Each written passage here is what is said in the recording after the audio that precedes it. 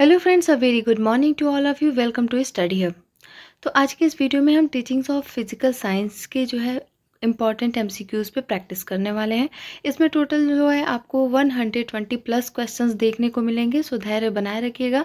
All unit का mix questions इसमें लिया गया है, ठीक है।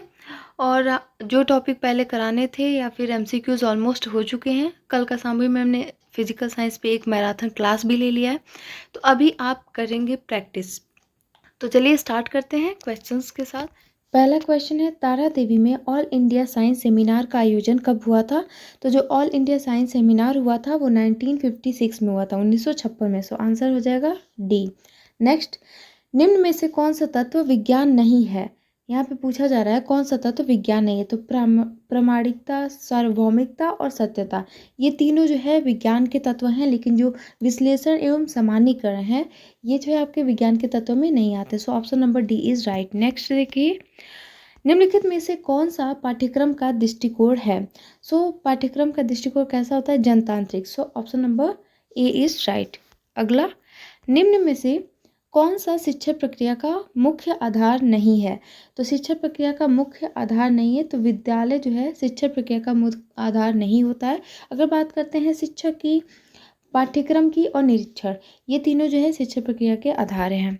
नेक्स्ट, निम्न में से कौन सा पद वैज्ञानिक विधि का पद है? तो वैज्ञानिक विधि का पद जो है आपका प्रामाणिकता, स्वाभाविकता और विश्लेषण तथा सामान्यीकरण होता है। तथ्यों का वर्गीकरण वैज्ञानिक विधि में नहीं आता। नेक्स्ट, हमारी ज्ञान अनुभूतियों की अस्त व्यस्त विभिन्नता को एक तर्कपूर्ण विचार प्रणाली निर्मित करने के प्रयास को विज्ञान कहते हैं। ये जो कथन है वो किसका है? तो ये कथन जो है आपके आइंस्टीन ने दिया था। तो option number A is right. Okay, next देखिए, माध्यमिक स्तर पर विज्ञान शिक्षण के उद्देश्य हैं। माध्यमिक स्तर पर जो विज्ञान शिक्षण के उद्देश्य हैं वो टोटल 3 टाइप्स के होते हैं। कौन कौन से? तो व्यवहारिक होता है, सांस्कृतिक उद्देश्य होता है और एक आपका होता है वो अनुशासनात्मक होता है। So option number C is right. Next, जब वास्तविक पदार्थ को किसी कारणवश कक्षा में दिखाना असंभव हो तो आप प्रयोग करते हैं। किस चीज़ का प्रयोग करना चाहिए? अगर वास्तविक कोई एग्जाम्पल दे रहे हैं और उसको रियल में दिखाना क्लासरूम में असंभव है तो उस वहाँ पे आप क्या करते हैं? उसका कॉपी दिखाते हैं, यानी कि जो है प्रतिमान दिखाते हैं। Option number D is right. अगला है कि उद्देश्य वह बिंदु अथवा अभिष्ट है जिसकी दिशा में कार्य किया जाता है, वह व्यवस्थित परिवर्तन है जिसे क्रिया द्वारा प्राप्त किया जाता है, जिसके लिए हम कार्य करते हैं। ये जो कथन है वो एनसीईआरटी का कथन है। Option number C is right.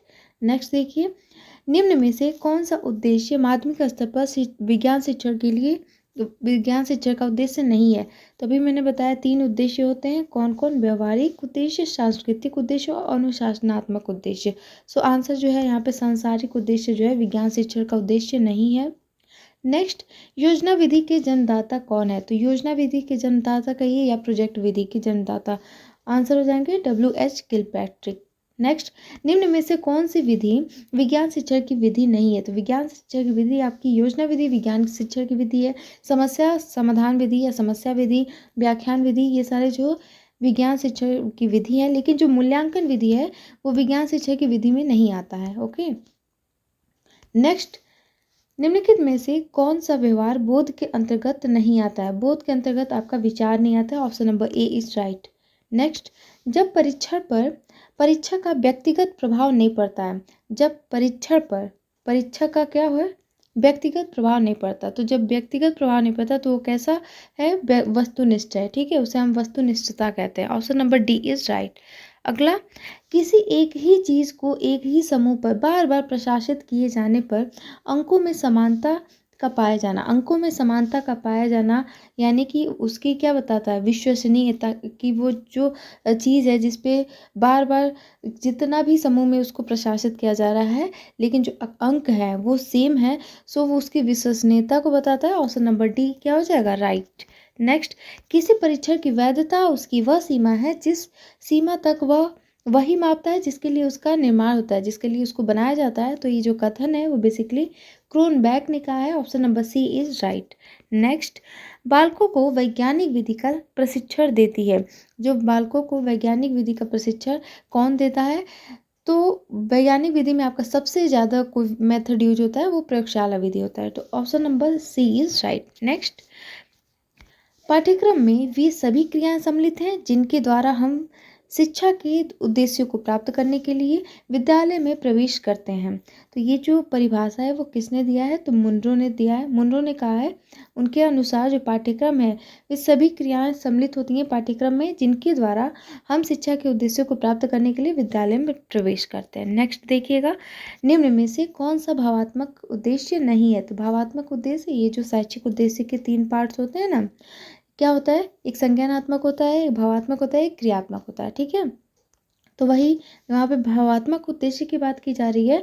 तो देखिए, अनुकूलन, विचारना और आपका रेखांकन। ठीक है, तो जो रेखांकन है, अनुकूलन है और विचारना, ये सारे जो है आपके भावात्मक उद्देश्य में आते हैं। जो संश्लेषण यहाँ पे सिंथेसिस दिया है वो आपका आता है संज्ञानात्मक पक्ष में। ज्ञानात्मक पक्ष कहते हैं या संज्ञानात्मक पक्ष, उसमें आपका जो है संश्लेषण आता है। ठीक है, तो इसको याद रखिएगा। नेक्स्ट देखिएगा, और आप मुझे कमेंट करके बताइए कि जो शैक्षिक उद्देश्य का भावात्मक पक्ष है उसको किसने दिया है। ठीक है, आप कमेंट करके बताइए। नेक्स्ट देखिए, मूल्यांकन में व्यक्ति अथवा समाज अथवा दोनों की दृष्टि से जो उत्तम है अथवा वांछनीय है उसको मानकर चला जाता है। ये जो कथन है किसका है? तो ये जो है रेमर्स का है। इसको आप कैसे याद करेंगे? तो देखिए, जहाँ पे वांछनीय की बात हो उसको आप कभी भी गेज और रेमर्स का ही ये कथन होता है। तो गेज अगर ऑप्शन में दिखे तो आप गेज लगाएंगे या फिर रेमर्स। ठीक है, तो option number C is right. Next, निम्न में से कौन सा गुण परीक्षण का गुण नहीं है? तो परीक्षण का गुण जो है आपका कलात्मकता जो है, ये परीक्षा का गुण नहीं है, कलात्मकता। Option number A is right. Next, निम्न में से कौन सा निबंधात्मक परीक्षाओं का गुण नहीं है? जो सब्जेक्टिव एग्जाम्स होते हैं ना, जो लघु उत्तरी, दीर्घ उत्तरी, ठीक है, तो उसका आपको बताना है कि उसके गुण नहीं है। तो यहाँ पे देखिएगा कि मौलिकता का परीक्षण, भावों का संगठन, निर्माण की दृष्टि से सुगमता, ये सारे जो है आपके निबंधात्मक परीक्षण के जो है क्या है? गुण है। लेकिन जो लघु पाठ्यक्रम पर आधारित, लघु पाठ्यक्रम पे आपका वस्तुनिष्ठ जो आपका परीक्षा होता है, ठीक है, जो ऑब्जेक्टिव टाइप होता है वो निर्धारित होता है।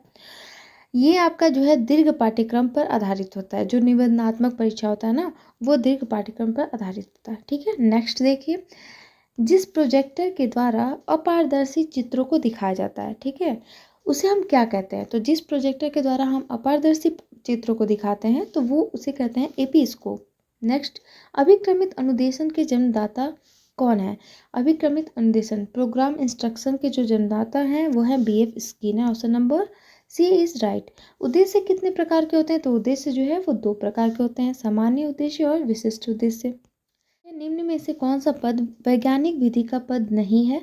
तो समस्या का परिभाषीकरण, समस्या का अनुभव और सूचनाओं का एकत्रीकरण, ये जो है वैज्ञानिक पद में आते हैं। लेकिन जो उपकल्पनाओं का स्थिरीकरण है ये वैज्ञानिक विधि में नहीं है। So option number D is right. शैक्षिक उद्देश्यों को निम्न में से किन वर्गों में विभाजित किया गया? तो 3 भागों में विभाजित किया गया, ज्ञानात्मक, मनोगत्यात्मक और भावात्मक। So answer will B D. Next, निम्नलिखित में से कौन स्लाइड का प्रकार नहीं है?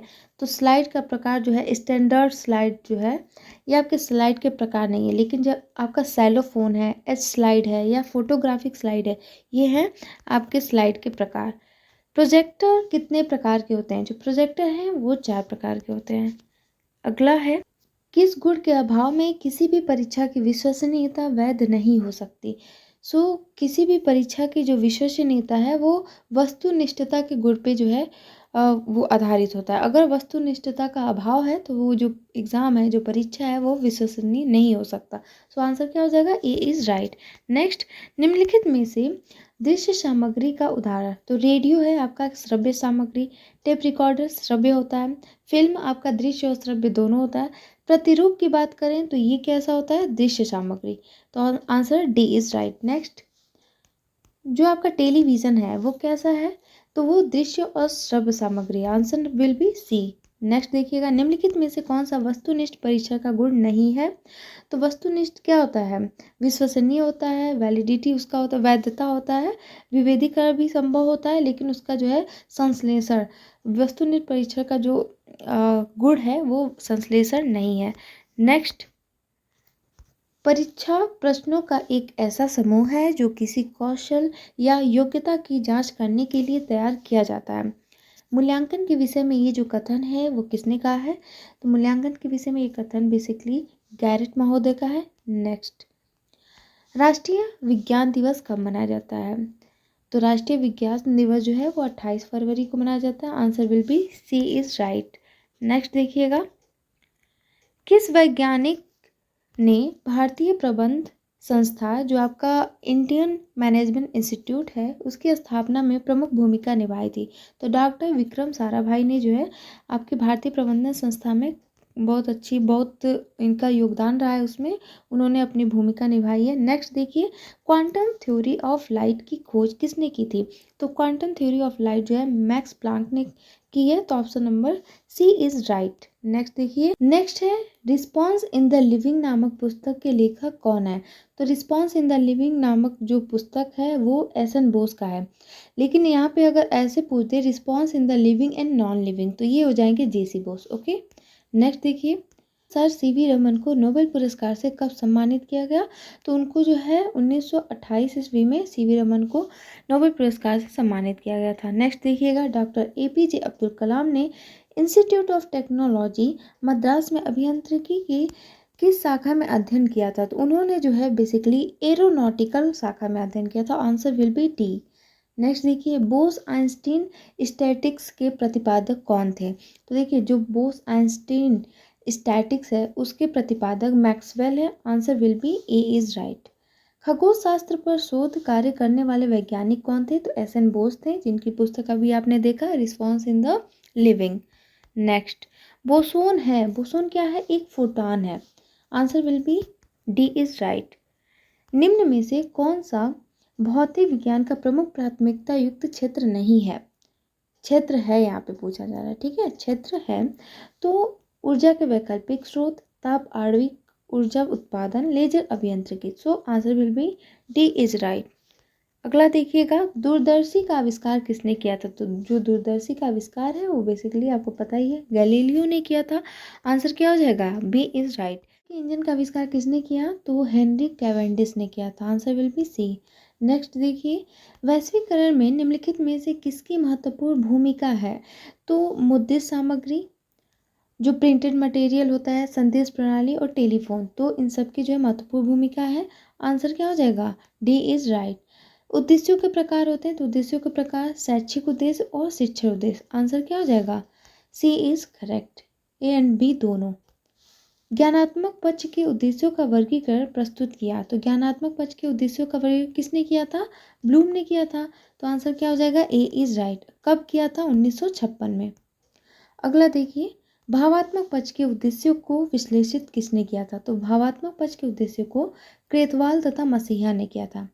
कभी कभी ऐसे ही पूछ सकता है कि भावात्मक पक्ष के उद्देश्यों का वर्गीकरण किसने किया था? क्रेतवाल, मसीहा तथा ब्लूम, और नीचे आपको फोर्थ ऑप्शन दे देगा ऑल ऑफ द एबव। तो आपका राइट आंसर क्या हो जाएगा? ये सभी। वहाँ पे सिर्फ कृतवाल और मसीहा को मत लगाइएगा, ब्लूम भी है। नेक्स्ट देखिए, उद्देश्यों और जो सिम्पसन है, यहाँ देख लीजिए, सिम्पसन है, उन्होंने मनोगत्यात्मक पक्ष का जो क्रियात्मक पक्ष जिसे कहते हैं उसका उन्होंने वो किया है, वर्गीकरण किया है। नेक्स्ट देखिए, उद्देश्यों को कितने पक्ष होते हैं? जो उद्देश्य हैं उनके कितने पक्ष होते हैं? तो 3 पक्ष होते हैं, ठीक है। कौन कौन? तो ज्ञानात्मक उद्देश्य, भावात्मक उद्देश्य और मनोगत्यात्मक उद्देश्य। निम्नलिखित में से कौन सा ज्ञानात्मक पक्ष का उद्देश्य है? तो ज्ञान, बोध, प्रयोग और, तो इसमें से क्या हो जाएगा? सभी, all of the above. Answer number D is right. मैंने आपको ये कई बार बताया है कि आप जो भी ज्ञानात्मक पक्ष के उद्देश्य हैं जिसको वर्गीकृत किया गया उसके जो भाग हैं 6, बेसिकली जो है ब्लूम ने 6 भागों में उसको बांटा है, उसको पूरा अच्छे से आपको याद होना चाहिए। वो कौन कौन से हैं? ज्ञान, बोध, प्रयोग, विश्लेषण, संश्लेषण और मूल्यांकन। नेक्स्ट, समस्या समाधान विधि के संबंध में निम्न में से कौन सा कथन सत्य है? तो समस्या समाधान विधि के संबंध में जो है यह जो समस्या समाधान विधि होता है वो कैसा होता है? बाल केंद्रित होता है। So answer will B A is right. निम्न में से कौन सा योजना विधि का पद नहीं है? तो योजना विधि का पद आप बताइए। परिस्थिति उत्पन्न करना, योजना का चुनाव करना, ये तो उसका पद होता है। योजना का मूल्यांकन भी क्या है, योजना विधि का पद है। लेकिन जो योजना का निर्माण है ये योजना विधि का पद नहीं होता, तो आंसर क्या हो जाएगा, सी इज करेक्ट। नेक्स्ट, योजना विधि का योजना विधि के जन्मदाता कौन है, तो अभी आपने देखा था योजना विधि या प्रोजेक्ट विधि, इसके जो जन्मदाता हैं वो हो जाएंगे किलपैट्रिक।